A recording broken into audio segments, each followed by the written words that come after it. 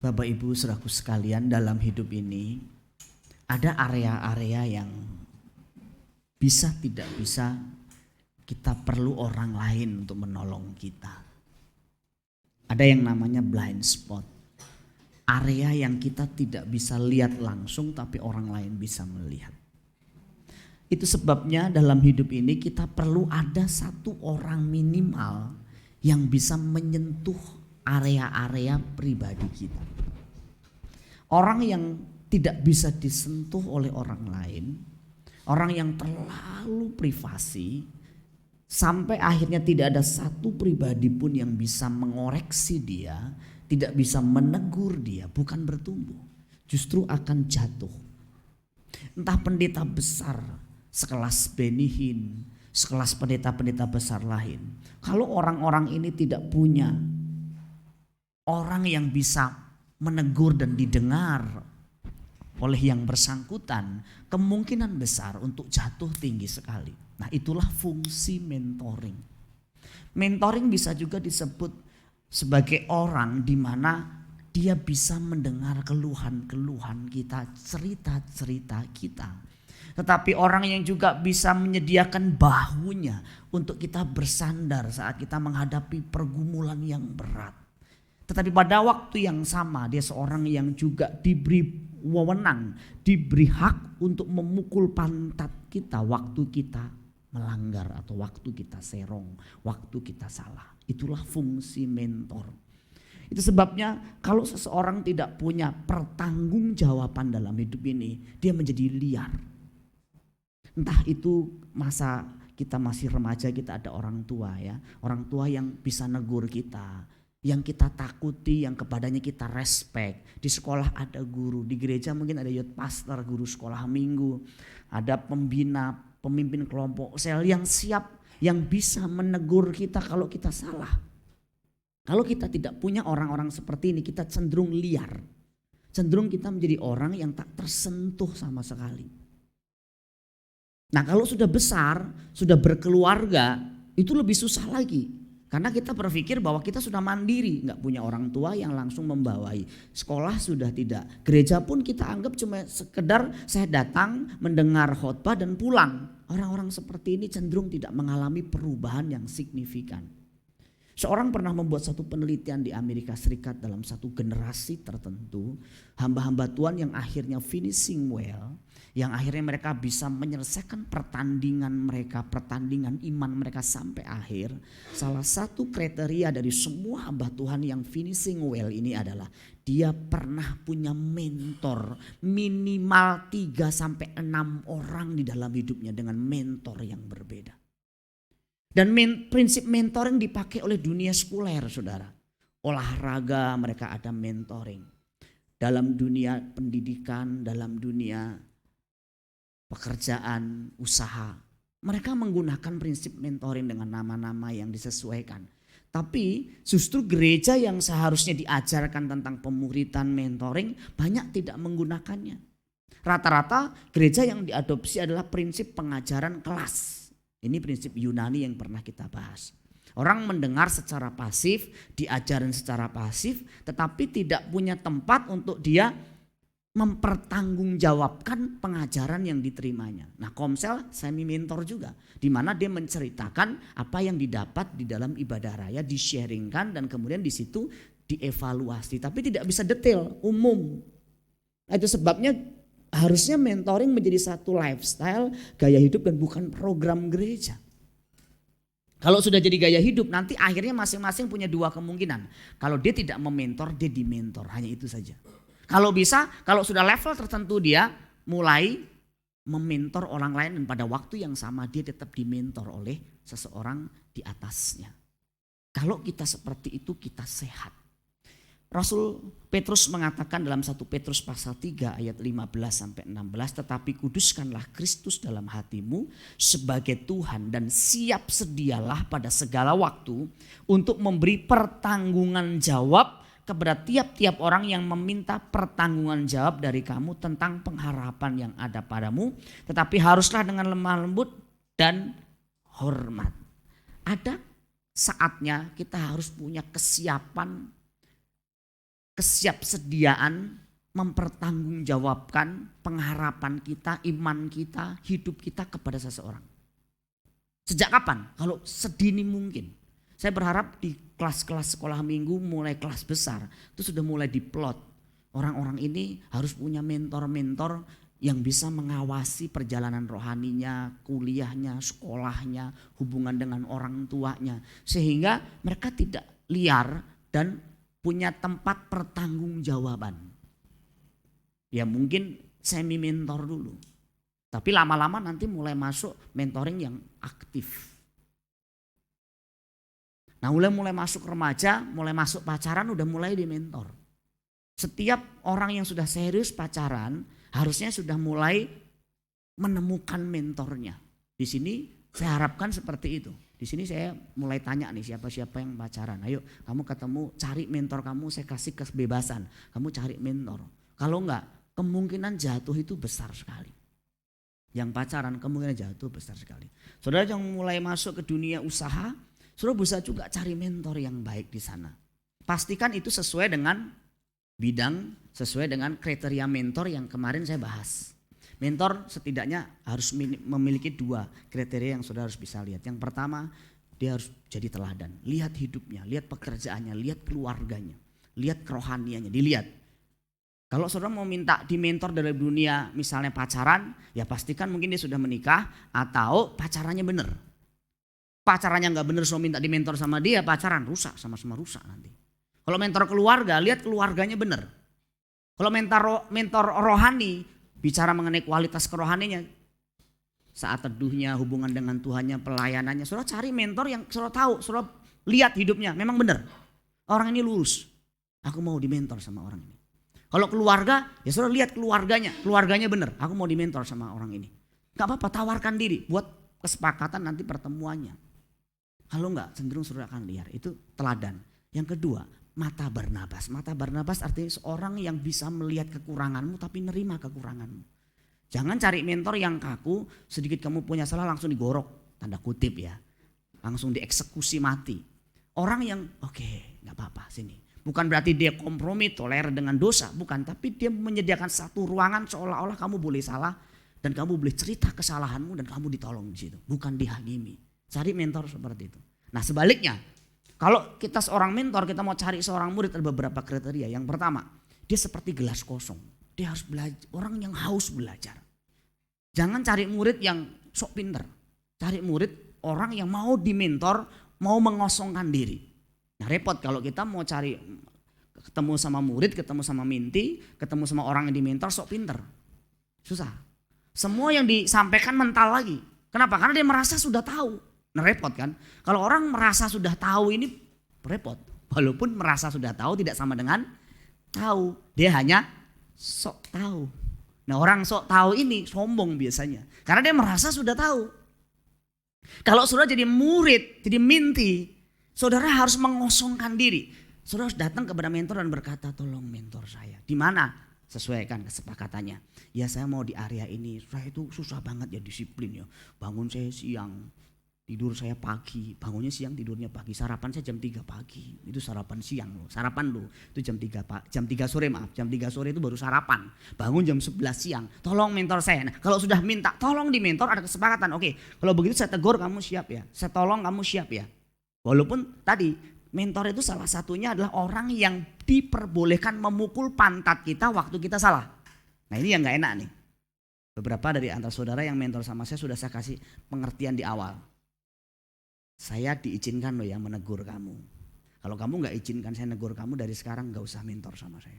Artinya kalau mulutmu tiba-tiba nerocos salah, saya di depan kamu saya ngelihat, saya langsung bisa ajak evaluasi, saya ngobrol. Sebaiknya kamu ngomong sama suamimu tidak begitu. Itu tidak pantas. Kalau saya lihat sebagai seorang suami misalnya kemudian dibentak istrinya di depan saya, pas saya tahu saya langsung bisa tegur. Itu wilayah saya diizinkan. Itu sebabnya orang yang dimentor tidak mungkin tidak berubah. Karena dia langsung di zoom. Dia langsung tepat sasaran. Nah saudara harus evaluasi cek. Saya itu wilayah kekurangannya di mana? Misalnya saya kekurangannya di wilayah karakter pemarah atau disiplin. disiplin kerja, disiplin belajar, ya saudara minta cari mentor yang di situ. Kalau udah cari mentor di situ, saudara siap ditegur, siap didampingi, siap diarahkan. Termasuk siap dipukul pantat kita, tanda kutip ya. Artinya siap didisiplin oleh mentor kita. Kalau satu kali mentor berkata, saran saya kamu enggak pelayanan dulu, ya enggak apa-apa. Oke, misalnya gitu. Akhirnya kita enggak pelayanan karena arahan mentor kita. Kan mentor kita lebih tahu. Tapi mentor juga menjadi tempat orang yang kita bisa curhat total. Karena enggak semua di Komsel itu bisa dicurhatkan. Saudara kalau di Komsel hati-hati juga. Enggak semua dibongkar, diceritakan semua. Nanti kebablasan juga. Sebaiknya sama mentor saja. Ya saya mau cerita ini, aku kemarin dimaki-maki sama mamiku, sama papiku gini-gini. Aku kesel, aku sakit hati. Nanti mentor akan pimpin untuk doa pemulihan, untuk mengampuni. Cukup di situ, di wilayah sempit itu. Tapi kalau di Komsel, takutnya kemana-mana. Umum saja. Ya. Syarat yang kedua dari seorang minti atau murid yang baik, dia harus sedia. Sedia waktu, sedia tenaga, sedia uang. Kenapa saya katakan uang? Bayar mentor? Bukan. Saudara kalau mentoring, kadang-kadang mentormu tidak selalu di tempat. Di tempat-tempat yang mungkin jauh. Tidak dekat, engkau harus berkorban uang untuk ke sana mungkin. Korban waktu pasti. Ada beberapa dari menti atau murid saya yang jaraknya jauh. Pasti pengorbanan waktu, uang bensin, tenaga, kadang seharian. Janjian jam 9 ketemu, jam 9 sampai jam 9 malam pernah. Kita sharing, kita ngobrol, kita diskusi, dia menceritakan banyak hal. Kemudian saya meluruskan cara pandangnya yang salah. Sebulan, kalau hari-hari libur dia pengen ketemu. Dan sebagai seorang mentor, saya prioritas murid saya daripada yang lain. Kalau dia duluan pesan, mau yang lain ngajak saya makan enak juga saya bilang enggak. Saya sudah janji sama seseorang. Dan orang itu sudah janji jauh-jauh hari. Jadi kalau pun yang lain tiba-tiba minta, nggak bisa. Dan tentu semua tidak bisa saya mentor. Gak mungkin, saya terbatas. Tapi akan ada orang-orang yang saya rekomen untuk bisa mementor saudara. Salah satunya Ricky Sally misalnya yang muda-muda. Gue bisa dimentor. Terus kemudian beberapa pengurus yang lain. Yo sama si Dian ini juga udah mulai bisa nanti mungkin mementor yang baru-baru. Yang pasti Agung, Nana. Nanti yang lain akan menyusul nih. Yang saya rekomen yang bagus-bagus yang sudah siap nih. Saya bisa nanti arahkan, kamu ke sana, kamu ketemu dia. Di area apa? Di area itu. Mungkin tidak di area-area yang lain. Kalau sudah datang sama Yos minta dimentor bagaimana berkeluarga, menangani anak yang nakal, ya salah. Sama Dian salah. Tapi kalau misal dimentor di wilayah-wilayah tertentu, di batasan usia dia silahkan. Jadi saudara yang sudah mengalami masalah-masalah yang berat terus kemudian sudah dimentor, sudah benar, sudah bakal menjadi mentor yang terbaik. Dan saya telah melihat saudara, gereja-gereja yang mementor itu melahirkan generasi penerus. Tapi gereja yang berhenti mementor, tidak melakukan fungsi mentoring dengan baik, gereja itu tidak punya penerus. Ketika gembalanya sewaktu-waktu dipanggil pulang ke rumah Bapa di surga, gereja tutup, bubar. Tapi hari ini, kalaupun hari ini Tuhan panggil saya, besok Tuhan panggil saya yakin SBC tidak tutup. Kenapa? Karena ada orang-orang yang luar biasa yang saya siapkan. Orang-orang yang luar biasa suatu hari bisa melanjutkan pekerjaan Tuhan. Saya yakin itu. Saya yakinnya. Kalau gereja misalnya pendetanya meninggal, biasanya kan istri yang meneruskan. Kayak permaisurinya gitu ya. Kalau enggak anak kayak dinastinya gitu. SBC tidak perlu begitu. Anak-anak rohani saya yang pasti. Istri saya tidak saya persiapkan untuk itu. Istri saya siapkan untuk jadi ibunya anak-anak, ibunya jemaat. Makanya saya tidak mau membatasi istri saya juga dengan satu bidang tertentu. Saya bilang kamu harus bisa masuk ke semua lini. Sekolah minggu iya, WBI, wanita pasutri muda iya, senior iya. Kamu bisa merangkul semua orang. Karena kamu ibu bagi semua jemaat. Kalau kamu hanya di khusus sekolah minggu, otomatis kamu hanya akan melayani guru-guru sekolah minggu atau anak-anak sekolah minggu. Tapi kalau kamu tidak pegang satu departemen khusus, kamu bisa merangkul semua orang. Yang kedua, kamu tidak boleh pegang keuangan, saya bilang. Karena kalau sudah pegang keuangan, kalau di mana-mana kalau sudah ibu gembala pegang uang, wah, itu raja juga kalah. Pendeta boleh ACC gembalanya, tapi kalau ibu gembala tidak ACC, uang nggak keluar. Ada banyak kasus seperti itu dan saya nggak mau seperti itu. Nggak perlu tahu juga pengeluaran keuangan gereja, saya bilang. Pengurus saja yang tahu, kamu tidak perlu tahu. Yang kamu perlu tahu bagaimana kamu menolong jemaat yang punya persoalan, yang mungkin anaknya sakit, mereka yang merasa kesepian, yang perlu di follow up, yang perlu di mentor. Ada beberapa di antara saudara, saya nggak sebut nama ya, yang proses mentoringnya sudah dari sejak mungkin 10 tahun, sampai 12 tahun, rutin saudara. Ya walaupun ada prinsip-prinsip mentoring yang sifatnya pasif tahu ya. Pasif itu kalau saudara baca satu buku, misalnya salah satu mentor pasif saya Rick Warren. Saya tidak mengikuti gerejanya, tapi saya mengikuti semua buku-bukunya, semua quote-quote-nya. Saya hampir membeli semua buku Rick Warren, termasuk buku komselnya saya punya. Lengkap. Jadi itu namanya mentor pasif. Kita tidak ketemu orang itu, tapi kita mempelajari hidupnya, meneladani hidupnya, kita mengambil nilai-nilai yang baik dari hidupnya. Itu namanya mentor pasif. Boleh. Tapi mentor pasif gak boleh terlalu banyak, harus punya mentor aktif. Nah, saudara silahkan, gereja ini sudah dibekali, sudah dipersiapkan. Terutama saudara sudah mulai menikah dan punya anak kecil. Wah, saya gak bisa bayangkan kalau saudara akhirnya punya anak, kemudian punya masalah-masalah keluarga, saudara gak punya teman cerita, tidak punya mentor. Wah, kok pertaruhannya besar sekali. Seandainya dulu saya waktu awal menikah punya mentor, akan jauh lebih baik, percaya. Tapi saya harus mengakui saya tidak punya mentor keluarga. Tidak punya mentor keluarga. Jadi 5 tahun pertama keluarga yang saya mulai penuh dengan konflik. Jadi kalau saudara masih bisa menemukan seorang mentor yang punya waktu ketemu, saudara cari waktu buat kesepakatan minimal ya. Kalau mentor tuh minimal 2 bulan 1 kali, itu minimal. Dalam 2 bulan ada 1 kali pertemuan minimal. Kalau lebih dari itu gak masalah. Tapi jangan sampai mentoring ketemu setahun sekali. Hai makan pulang, itu bukan mentor, itu makan doang. Ceritakan masalahmu, kondisimu. Selalu jangan sampai masalah jadi sudah berlarut-larut sampai menggunung dan akhirnya bubar keluargamu, bubar keuanganmu. Jangan jadi orang Kristen yang liar. Kau tidak boleh liar. Kau harus punya satu orang yang kau percayai. Silahkan, tidak harus saya. Tidak semua juga ke saya, gak mungkin. Jemaat sekarang sudah 100 lebih. Gak mungkin semuanya ke saya. Tapi yang keluarga-keluarga silahkan ke saya, yang dewasa-dewasa muda yang saya anggap memang sudah lama sama saya silahkan. Tapi kalau masih sekarang ada Ricky Sally, ya, ada Agung, ada Ios, Akong juga mulai bisa dipersiapkan jadi mentor. Kalau yang pastor-pastor sama PKS-nya, saya percaya suatu hari gereja ini akan melahirkan orang-orang yang kuat. Nah, cuman perhatikan baik-baik. Proses mentoring itu menyakitkan, banyak pengorbanannya. Itu yang tidak enak. Awalnya orang bersemangat, aku mau dimentor. Waktu masuk fase proses mentor yang dimulai, dia mundur. Lihat komitmen yang harus dijalani, lihat resiko-resiko mentoringnya. Wah, sepertinya kok hidup saya kok seperti diatur ya. Kok sepertinya saya harus gini, saya harus begini. Aduh, nggak enak nih. Nggak, orang cenderung nggak suka dan cenderung mundur. Dan itu membuat orang tidak bertumbuh dalam prinsip mentoring. Hari ini kita akan mendengar saksian sekaligus sharing dari Ricky. Boleh juga nanti sama Sally. Kalau di area-area tertentu yang didukung, ya silahkan. Nah, Ricky akan lebih banyak bercerita mengenai proses mentoring yang pernah ia jalani. Sebenarnya di antara saudara ada beberapa orang, mungkin lebih dari 10 orang yang saya mentor dalam ruangan ini. Tentu gak semuanya bisa bercerita, tapi suatu hari nanti di topik-topik tertentu akan saya panggil untuk bersaksi, menceritakan proses mentoring di wilayah-wilayah tertentu.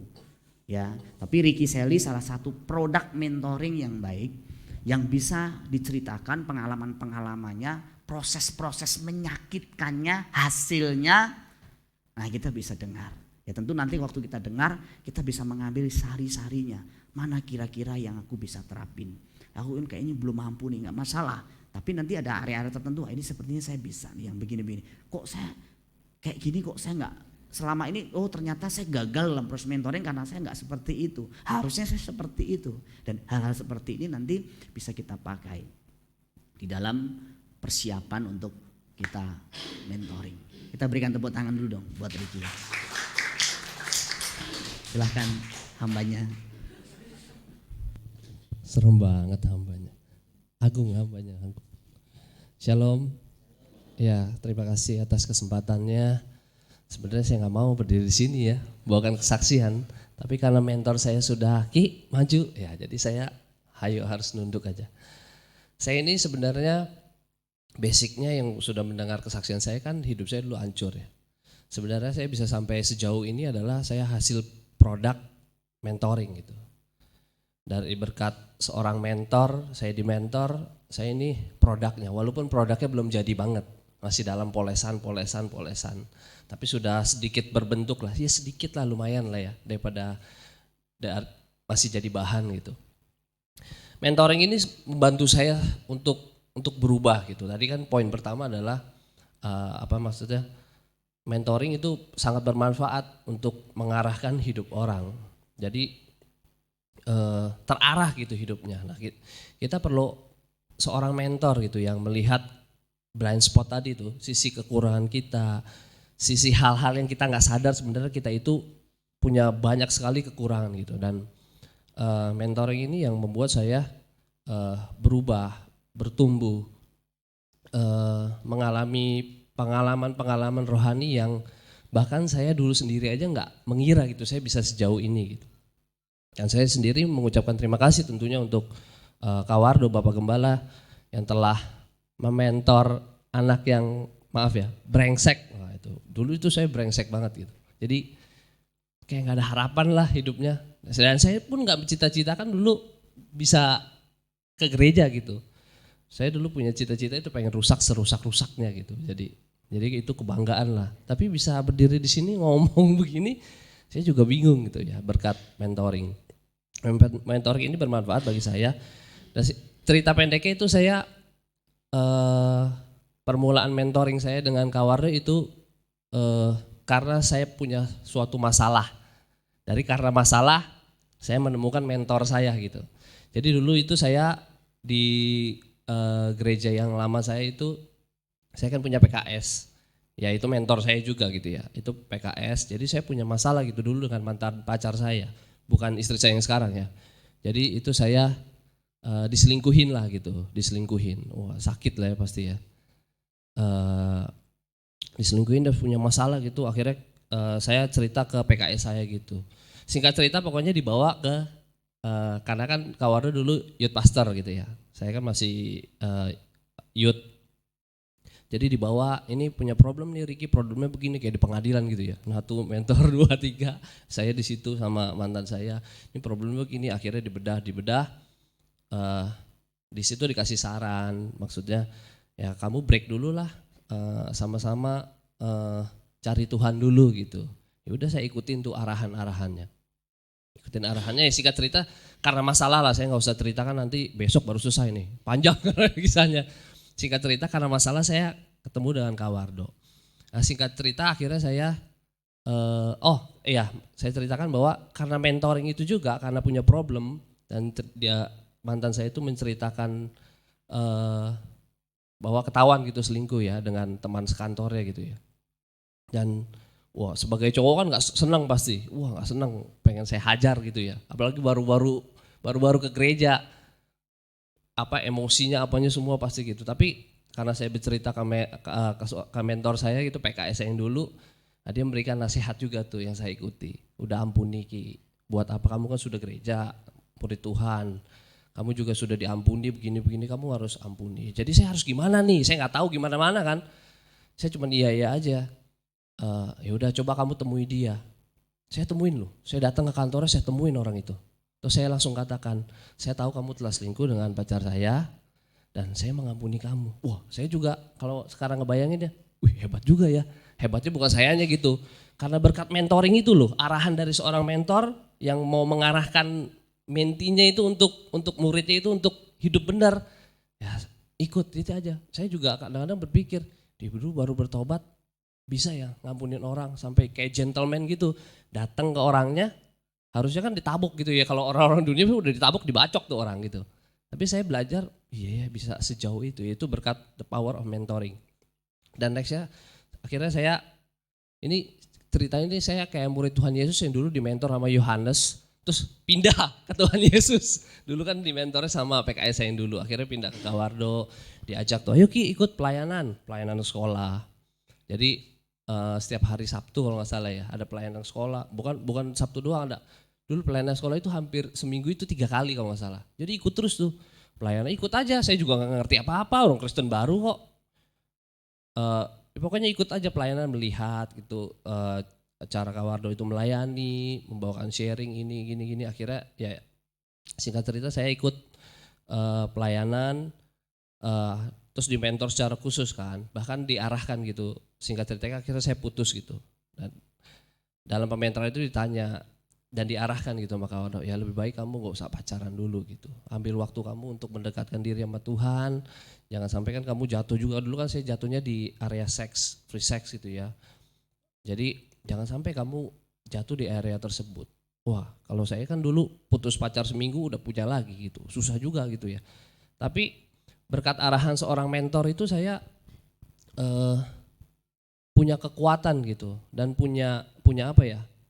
Kayak sebenarnya saya itu orang yang memikirkan masa depan saya gitu. Tapi karena seorang mentor itu mengarahkan saya, kamu gak usah pacaran dulu deh sekarang. Fokus aja dulu melayani Tuhan, ke gereja, bertumbuh, ikut komsel, ayo pelayanan. Pokoknya ikut saya lah gitu ibaratnya. Saya arahin begini, ya udah saya ikut aja. Nah akhirnya makin berjalan kan saya 2 tahun persiapan tuh mau punya, ibaratnya kalau mau punya pacar lagi saya mengambil komitmen itu 2 tahun saya nggak pacaran. Wah itu juga terobosan tuh dalam hidup saya. Biasa 3 hari putus juga saya besok punya lagi gitu. Jadi 2 tahun nggak pacaran dan akhirnya ya ibaratnya bertemu dengan istri saya yang sekarang. Itu juga dalam bimbingan tentunya. Mentoring itu siap diacak-acak lah hidupnya. Tadi kan Kak Wardo juga bilang ya, dalam mentoring itu ada nggak enaknya gitu. Ngelihat mungkin orang bertumbuh begini, tapi komitmen yang diambil itu keras. Jadi siapa sih orang yang hidupnya mau dicampurin, diacak-acak gitu. Diacak-acak, diatur gitu. Seperti kita nggak punya kebebasan. Siapa sih yang mau? Bahkan kalau saya sendiri sampai soal uang juga pernah ditanya, perpuluhan misalnya, saya dulu pernah perpuluhan gitu. Ki, perpuluhan kamu sekian, benar ya? Ini benar hasilnya yang halal gitu ya misalnya. Ini begini. Bahkan sampai pekerjaan saya juga pun diberikan arahan gitu. Dulu saya kan pernah usaha tas KW gitu ya. Kan kami mentoring juga dibilang tadi pengorbanan itu pengorbanan. Dulu Kak Wardo kan udah merintis SBC di Serpong. Saya masih berjemaat di gereja yang lama di daerah Cengkareng. Itu seminggu minimal sekali itu saya dari Cengkareng ke Gading Serpong ketemu untuk menceritakan ya proses mentor lah, diarahkan bagaimana begininya gitu, sampai hubungan dengan Tuhan gimana ditanyain, disuruh ceritakan juga seminggu ini mengalami apa, pokoknya ditanya-tanya gitu. Jadi kayak setiap pulang bawa PR gitu, dan sampai hal pekerjaan aja saya pun diarahkan gitu. Kamu harus bertobat, itu nggak sesuai gitu, itu nggak sesuai keinginan Tuhan, karena itu kan melanggar undang-undang di negara kita juga kan nggak memperbolehkan produk palsu gitu ya kan, ada undang-undangnya bisa ditangkap. Nah, itu berat juga, itu secara manusia berat karena penghasilan saya zaman dulu itu dari situ aja bisa 8 sampai 10 juta. Lumayan lah zaman dulu untuk segitu, apalagi udah mau merit lagi. Persiapan kan untuk uang merit kan, waduh 8 juta man. Mentor saya ini ya mengarahkan saya dan ya udah saya siap deh, saya tinggalin tuh akhirnya jualan barang palsu itu ya yang mungkin kalau diterusin sekarang saya punya pabriknya kali mungkin gitu. Dan sebagai seorang murid saya belajar, memang menyakitkan bener, disuruh baca buku gitu ya. Padahal saya orangnya paling gak suka belajar, gak suka baca buku. Tapi disuruh baca buku. Bahkan sampai ulang tahun saya kemarin dikasih buku juga. Itu hal yang paling menyakitkan bagi saya baca buku. Benar, saya itu paling gak suka gitu baca. Jadi kalau baca itu saya cuma inti-intinya aja gitu. Walaupun saya misalnya kayak suka ikan, suka sekarang kopi gitu ya, anjing itu. Saya cuman baca yang penting-pentingnya aja gitu, nggak kayak orang yang sampai baca detail ya coba begini. Bahkan dulu baca komik aja gambarnya doang saya lihat, kurang lebih tahu kan ceritanya kayak begini gitu. Tapi dikasih buku aduh dalam hati, buku ngapain dikasih buku gitu ya. Udah tahu ini saya akan tersiksa sekali gitu kalau dikasih buku.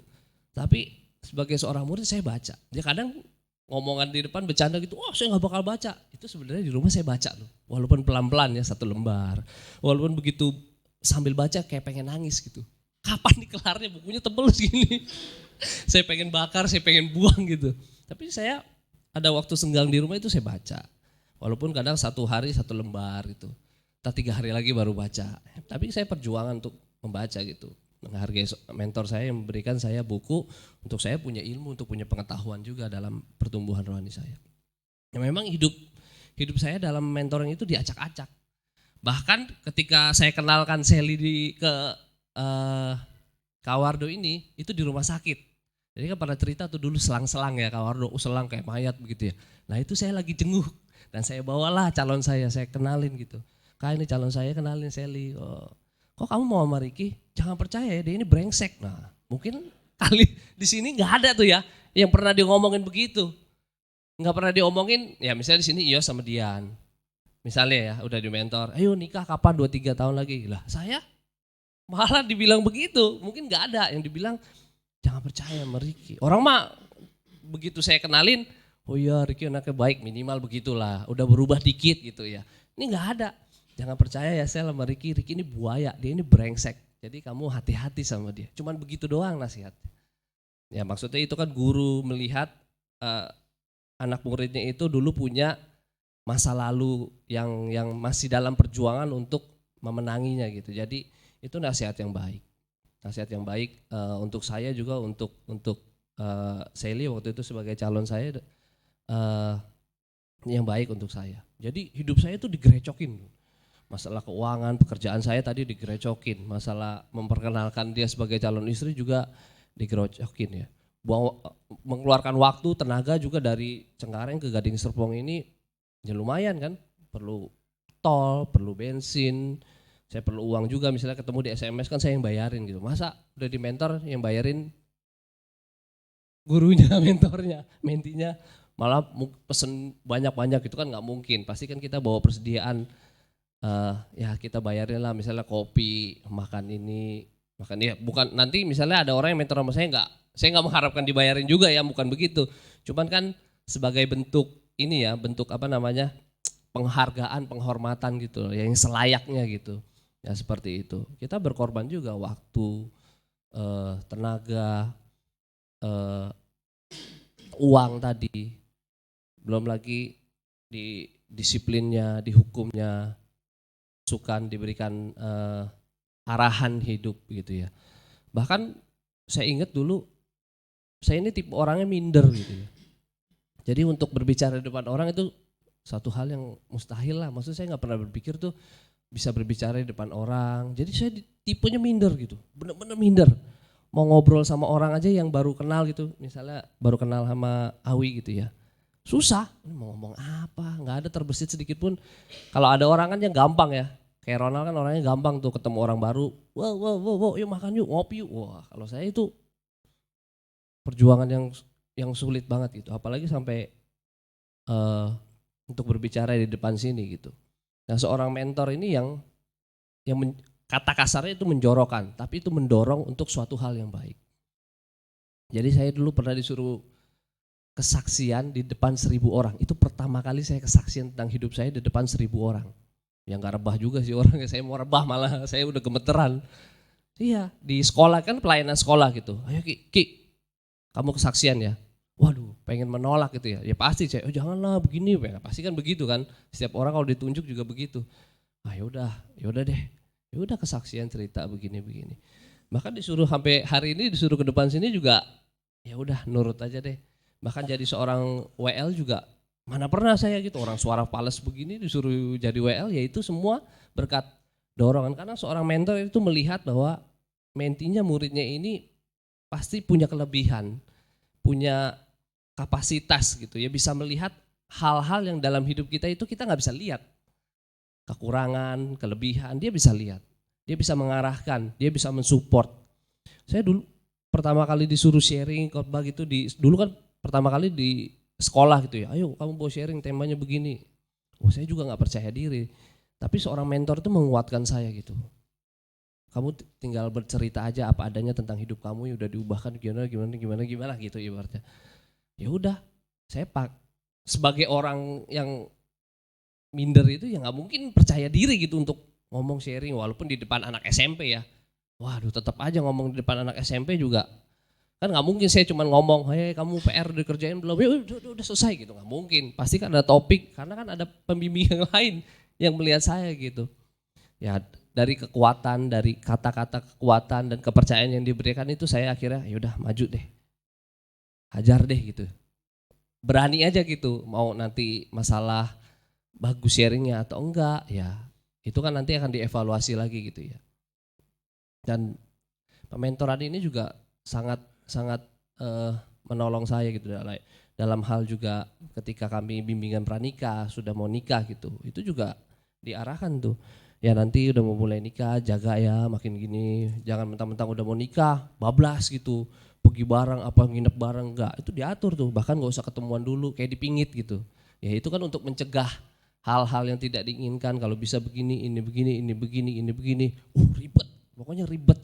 Nah makanya saya kasih gambaran dulu nih, kita harus siap mental, kita begitu komitmen misalnya nih habis ini siapa yang mau dimentor sama Kak Wardo gitu atau sama Agung gitu, ya harus siap diubek-ubek hidupnya gitu. Jadi seorang mentor ketika kita sudah komitmen itu siap direcokin gitu. Ada rasa nggak enaknya pasti, ketika ditegur nggak enak pasti, tapi kan kita harus siap. Ada kepercayaan baru yang kita sangat tidak siap gitu, kayak disuruh sharing, disuruh pimpin doa, disuruh khotbah sekalipun. Wah kita pasti siapa sih yang siap gitu disuruh khotbah ya. Kalau Agung beda ya, dia kan memang sekolah Alkitab belajar setiap hari, ya udah harus siap dia. Kalau saya disuruh cerita tentang anjing saat ini bisa, cerita sedikit tentang ikan bisa lah dikit yang saya tahu gitu, sedikit tentang buka usaha baru ya bisa dikit lah gitu. Tapi kalau soal kayak khotbah gitu, bedah-bedah ayat, waduh jangan, nanti sesat kalau sama saya perlu banyak belajar ya. Jadi mentoring itu nggak enak dalam artian kok kita diatur-atur ya hidupnya, seperti nggak punya setir dalam hidup kita udah dikendalikan sama orang lain gitu. Seperti itu, tapi hasilnya luar biasa gitu. Bayangkan dari saya hidup yang begajulan dulu, anak malam gitu ya, anak malam, nah itu yang geleng-geleng baju kuning itu juga sama sealiran sama saya, itu frekuensinya sama. Jadi kalau udah ngomong mata dia udah kedip satu, saya udah tahu dia artinya itu apa, karena sama berkecimpungnya di dunia itu. Dan jadi lupa kan, Ronald mengganggu konsentrasi saya. Jadi hidup saya bisa berubah gitu, bisa bertumbuh sampai saat ini yang saya nggak bisa membayangkan gitu. Itu ya berkat mentoring gitu, berkat arahan-arahan dari seorang guru yang mengarahkan saya, ini kamu harus kesini, misalnya mengampuni ya begini. Saya cerita lagi masalah saya tentang pekerjaan saya. Oh ini kamu melanggar Ki, kamu harus stop. Saya stop. Harus gitu. Ya tentu kan kayak waktu saya stop dalam pekerjaan itu yang menghasilkan 8-10 juta per bulan, di saat mau nikah juga secara manusia saya akan berpikir dong, saya mau nikah persiapan. Orang tua saya bukan orang punya uang banyak gitu. Sampai itu beruntung aja kami nikah itu ngutang dulu. Wah bener kan, saya ngutang karena yang punya restoran itu temannya saudara saya. Jadi DP dulu, nanti begitu angpau lu buka lu baru bayar katanya begitu. Jadi hoki juga gitu ya. Terus cara pacarannya harus benar diarahin. Misalnya yang pacaran nggak boleh terlalu sering berdua, eksklusif, nonton terus berdua, apa-apa kedua. Ntar nggak ketemu teman yang lain ya, kalau mau pergi-pergi bareng ya enggak apa-apa gitu ya. Maksudnya ya jangan terlalu eksklusif gitu, berbaur sama lain karena kan masih pacaran gitu ya, nanti bisa jatuh begitu. Bahkan dulu saya dibilang, kamu nggak boleh gandengan loh Ki. Wah dulu kan Kak Wardo itu, orang gereja dulu itu bilangnya malaikat pencabut cinta. Tapi bukan, kalau sekarang penyambung cinta, udah berubah. Jadi dia enggak, ini bukannya gitu kan, saya diarahkan karena saya punya kelemahan. Sebagai seorang mentor dia melihat, Ricky ini dulu jatuhnya di area situ. Jadi mungkin kalau bergandengan tangan bisa merembet ke yang lain gitu. Seorang mentor bisa melihat sendiri sisi anak muridnya ini begini, nanti kalau dia begini perhitungannya, ini nanti nggak bakal sanggup, dia nggak bakal kuat. Nah, dia bisa punya pandangan yang kita juga, iya ya benar ya, saya harus begini, saya harus lakukan seperti ini. Jadi dia bisa melihat jauh ke depan dan kita nggak bisa. Kita melihat 1 meter, dia bisa melihat 10-20 meter ke depan. Seorang mentor itu seperti itu. Dia arahkan hidup muridnya itu, kamu harus seperti ini, kamu harus seperti itu. Ya memang nggak enak, tapi kita harus belajar ya walaupun dengan hati yang kayaknya gitu. Tapi coba ikuti, coba terapkan gitu. Walaupun kayaknya ganjel gitu, paksakan diri. Saya juga dulu, kok ini kayak diatur, ini soal uang itu, soal perpuluhan ditanya, bayangkan kalau orang punya sensi, perpuluhan, kira ngerampok, udah besok gak usah mentor lagi sama Wardo, ribet bener ditanya soal keuangan gini, kita kerja gini, nggak bisa, itu akan ditanyakan agar hidup kita terjaga dengan baik. Tujuannya adalah hidup kita benar, hidup kita bertumbuh, hidup kita itu maksimal melalui pementoran ini. Dan saya berharap di sini kan banyak anak-anak muda gitu, kayak ada Josi, Ulan, Ika, ada Vito juga. Saya juga orangnya minder banget gitu, nggak pernah kebayang tuh bisa ngomong gitu di depan anak muda, di depan ini kesaksian, memberikan hidup ya, walaupun saya juga belum sempurna, masih banyak hal-hal hidup saya yang harus diperbaiki. Tapi sisi-sisi hal lain yang saya sudah menangi juga ya lumayan lah gitu. Dan saya berharap anak-anak muda, bahkan semua kita di sini ya bisa dimentor dan akhirnya nanti bisa mementor orang lain. Dan saya pengen lihat kayak Vito ini nanti berdiri di depan di sini 5 tahun ke depan gitu ya, dia membagikan. Ntar retret anak muda, jadi bukan Ricky Agung lagi, udah Vito, udah Josi, udah yang lain gitu. Jadi jangan lagi 10 tahun ke depan Ricky lagi, saya udah 50 tahun, walaupun mukanya awet muda, Ricky, tapi kan owner di dalamnya udah usang walaupun mukanya awet muda. Ya mungkin Ios gitu ya, Ios kan masih muda ya, tapi 10 tahun lagi ya Ios harus mungkin naik lagi ke area keluarga gitu ya kan. Udah beda lagi tingkatannya, levelnya udah naik lagi. Nah, yang muda-muda ini yang ngambil bagian tuh untuk bisa mementor, mengimpartasi anak-anak muda yang lain. Nah, kalau dari saya sekian dan mungkin dari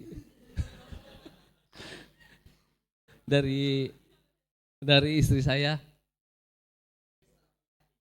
Setelah menikah, ya setelah menikah.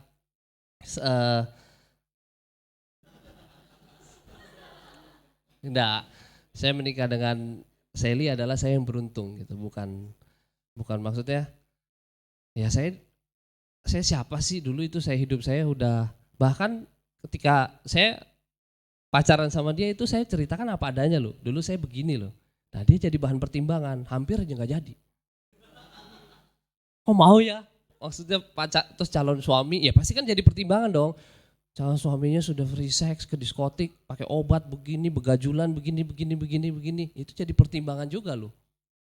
Sampai umur sekian, hidupnya masih hura-hura, terus udah mau umur 30 baru kerja serius gitu. Itu jadi pertimbangan juga, dia pada cerita itu dulu hampir jadi pertimbangan, saya nggak jadi loh, maksudnya kamu begini, ini begini, tapi kan ya sudah berubah gitu ya. Makanya saya punya istri ini, Sally ini ya saya yang beruntung gitu.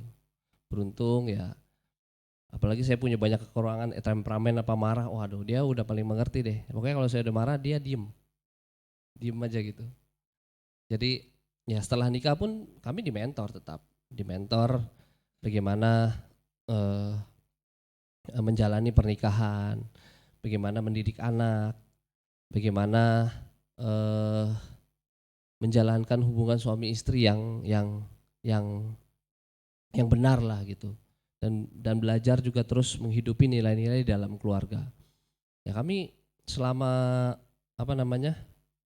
berkeluarga sih ya pernah ribut, pasti pernah ribut, nggak ada yang pernah ribut. Cuman kami belajar sama-sama saling memperbaiki diri gitu. Jadi hampir ribut yang kayak gimana, yang maksudnya orang kayak mau cerai atau yang kan ada tuh orang sampai pendetanya ikut ngedamain, pendetanya, RT-nya datang damain, RW-nya, gubernurnya juga datang ngedamain. Kan ada yang begitu yang perlu orang lain ya. Kalau kami kayaknya enggak sampai sebegitu ya, karena kami belajar saling memperbaiki, satu sama lain. Saya memperbaiki diri, saya punya kekurangan, istri saya juga punya kekurangan, saling belajar mengerti, belajar mengasihi ya, walaupun enggak mudah gitu ya. Menerima kekurangan orang lain kan paling enggak suka, enggak gampang gitu. Menerima kekurangan istri saya juga menerima kekurangan saya juga bukan hal yang mudah, tapi kami belajar gitu dengan perjalanan pernikahannya. Udah mau berapa tahun ya lupa saya. 2007 udah mau 7 tahun, jadi udah mau 7 tahun, nggak berasa juga. Maka saya sering ngobrol, iya tuh udah hampir 7 tahun, udah hampir 7 tahun pernikahan kami gitu. Tahun ini tahun yang ke-7 dan waduh saya kalau cuman 4 tahun anak saya hamil di luar nikah dong, umurnya 5 tahun lebih. Eh, Perjalanannya yang ke-7 ini ya tentu enggak mudah gitu eh, menjalani sebuah pernikahan. Bahkan sering ngomong, tiba-tiba anak kita kayak udah gede ya si Sean ya, udah begini, ntar si El udah begini lagi gitu. Udah kayaknya makin cepet gitu, makin apa namanya, makin cepet roda waktu gitu berputar gitu. Udah mau pernikahan yang ke-7, tapi kami ya menjalani ya dengan ya masih di mentor sampai sekarang, bahkan belajar firman, belajar tentang topik-topik keluarga di ibadah dengan firman-firman yang disampaikan juga. Itu proses mentoring saya, walaupun nggak secara langsung ngobrol sharing seperti dulu. Dulu saya intensif kan, apalagi waktu saya melayani sebagai youth pastor di sana juga nilai-nilai pengalaman Kawardo sebagai youth pastor yang dulu juga itu diterapkan. Oh kamu harus begini, harus begini, harus begini, harus begini. Dan tentunya mentoring ini sangat membantu saya untuk berubah gitu, hidup saya berubah. Terima kasih.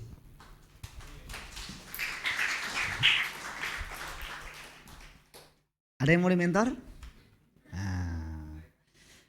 Ya, saya tidak melanjutkan khutbah lagi, tetapi saya menantang saudara membuat sebuah keputusan.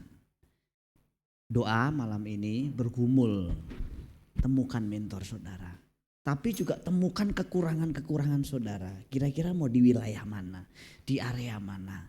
Buat target 2 tahun ke depan dengan di mentor, saya harus menang di sini. Saya sudah lewat fase ini. Dengan proses mentoring yang baik, saudara pasti akan ditolong untuk bertumbuh di area-area yang saudara tidak bisa lihat. Nah, beberapa kasus yang saya mentor adalah pasangan muda yang waktu menikah tidak sama saya. Bimbingannya tidak sama saya. Waktu mereka datang dalam kondisi baik-baik karena sudah nikah. Tetapi sebenarnya dalam proses mentoring saya gak bisa cerita sama saudara. Ada banyak kasus-kasus yang bisa dikatakan banyak pernikahan sudah di ujung tanduk sebenarnya. Bukan masalah besar, masalah kecil. Dan itu kalau tidak dideteksi awal, itu bisa menjadi pemicu keluarga itu hancur. Nah kalau kita ketemu mentor, kita menceritakan masalah kita, misalnya hubungan suami istrinya sedang terus konflik.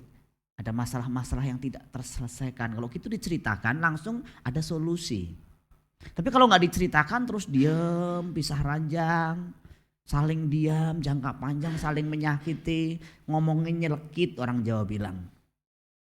Akhirnya berujung pada kehancuran keluarga. Tidak semua proses mentoring sukses. Saya sering katakan banyak proses mentoring juga gagal. Kenapa? Karena yang dimentor tidak mau kerjasama. Mereka bersemangat di mentor, tetapi tidak ada tindakan nyata waktu di mentor. Ditegur, tersinggung, tidak konsisten. Hari ini semangat, tahun depan ketemu lagi baru semangat lagi. Awal tahun baru, biasanya semangat. Tapi awal-awal semangat tuh. Tapi semangat cuman kayak spiritus, blung, set, hilang. Nah menjadi konsisten itu perlu sekali. Dan seorang mentor akan memberi tes-tes kecil. Perhatikan. Semua kata-kata dan perintah seorang mentor itu sudah dipertimbangkan dengan baik. Waktu saya bilang, Ricky kamu kesaksian ya. Saya sudah mempertimbangkan itu tidak melewati batas kemampuan dia. Waktu awal saya suruh kesaksian juga saya tidak langsung tadi 1.000 orang. Tapi dari kelompok-kelompok kecil dulu yang hanya belasan orang. Terus meningkat sampai titik tertentu saya anggap anak ini memang sudah bisa. Waktu jumlahnya sampai sekian ribu orang itu kayak mungkin antara 700 sampai 1.200 itu gabungan semua. Dia juga awal langsung saya lihat pucetnya. Tapi dia melewati, kesaksiannya sangat baik, memberkati. Dan banyak orang-orang yang sampai hari ini, perhatikan baik-baik. Yang Ricky tidak tahu, Sally tidak tahu. Hidupnya diubahkan oleh kesaksian Ricky Sally. Nah seringkali kita berpikir kesaksianku biasa aja. Omonganku biasa aja. Tapi orang-orang yang cerita sama saya, banyak hidupnya diubahkan melalui kesaksian hidup mereka. Tapi harganya juga mahal. Mereka membayar mahal dari kehidupan mereka yang diubahkan. Jadi kalau saudara mau diubahkan hidupnya menjadi berkat bagi orang lain, bayar harganya. Bayar harganya dengan cara apa? Sediakan dirimu dimuridkan, dibimbing, dimentor dengan baik. Amin untuk firman Tuhan.